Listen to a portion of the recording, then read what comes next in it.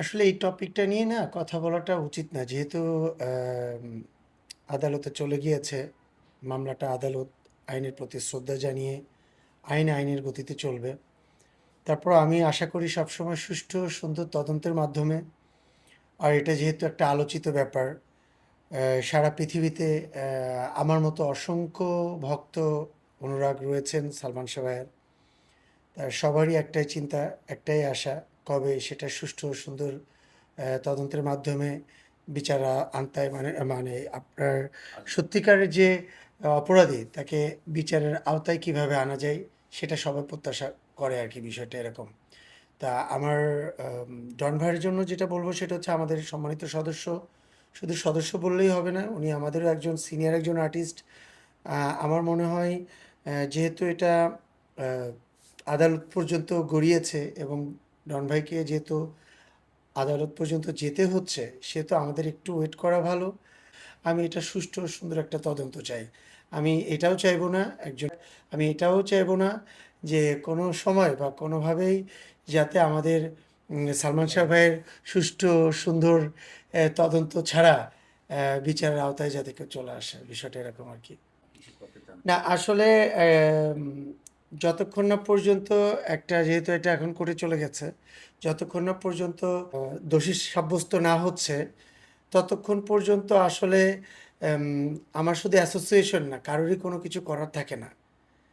আমরা আমাদের তরফ থেকে আসলে ওরকম কোনো সাপোর্ট ওনার পক্ষ থেকে এখনও চাওয়া হয় নাই, বা ওনার কোনো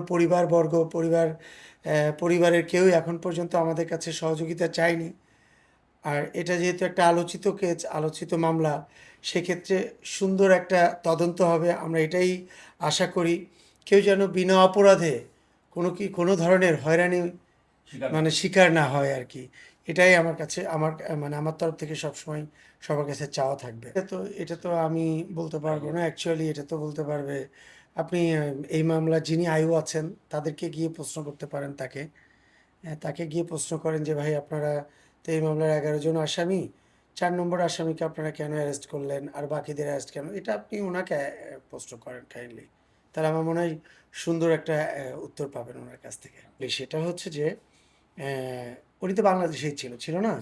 তো উনি কেন এর আগে অ্যারেস্ট হয়নি? ওনার ব্লক করা ছিল ওনার পাসপোর্ট। ওখানে যাওয়ার পরে যেহেতু এটা একটা আলোচিত মামলা, আর আলোচিত মামলা বিধায় ওইখানে ওনাকে আসামি হিসাবে ধরা হয়েছে। এবং ওনাকে যখন এয়ারপোর্টে যখন ওনাকে বিষয়টার জন্য ওনাকে যখন আটকানো হয়েছিল, বিষয়টা সম্পর্কে আমিও ওই মুহূর্তে কিছুটা জানি। তা যাক, ওনাকে যখন আটকানো হয়েছিল তখন কিন্তু ওইখানে অনেকেই, অনেক অফিসার ছিলেন ওখানে, সিআইডি বলেন, এসবি বলেন, পুলিশ বলেন, এপিবি বলেন, আরও অনেকেই ছিল ওখানে।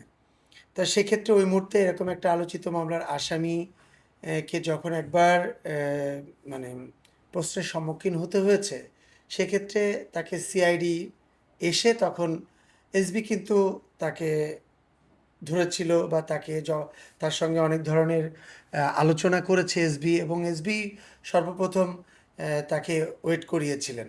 সেক্ষেত্রে তাকে অ্যারেস্ট না করায় যখন সিআইডি যখন আসলো, আমি যতটুকু জানি তখন সিআইডিরা তখন অ্যারেস্ট করেছে আর কি।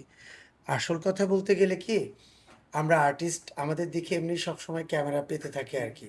তো এখন একটা জায়গায় আজকে যদি ওইখানে নর্মাল কেউ হতো, আমার মনে হয় না তাকে অ্যারেস্ট হতো আর কি, এত কিছু হতো। তা এটাই আর কি। তাই আর্টিস্ট হওয়াতে যেমন প্লাসও আছে তেমন মাইনাসও আছে। কষ্টের দিকগুলো হচ্ছে এগুলাই যে আমরা অল্প কিছু করলেই অনেক সহজে এটা ভাইরাল হয়ে যায়। আর আমাকে চাইলেও একজন সুন্দরভাবে ক্রেডিট নিতে পারে, আমাকে কোনো ধরনের প্রশ্নের সম্মুখীন করে। তাই যাক, ওইদিকে না যাই। আর এটা আইনের ব্যাপার, আইনের পথে চলবে, আইনের মতো করে চলুক।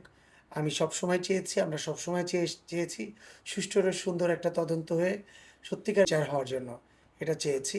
আর আমি শিল্পী হিসাবে চাই আরেকজন শিল্পী যাতে কোনো রকমের, যদি সত্যিকার অপরাধ না হয়, কোনো ধরনের যেন সে যেন হয়রানির শিকার না হয়।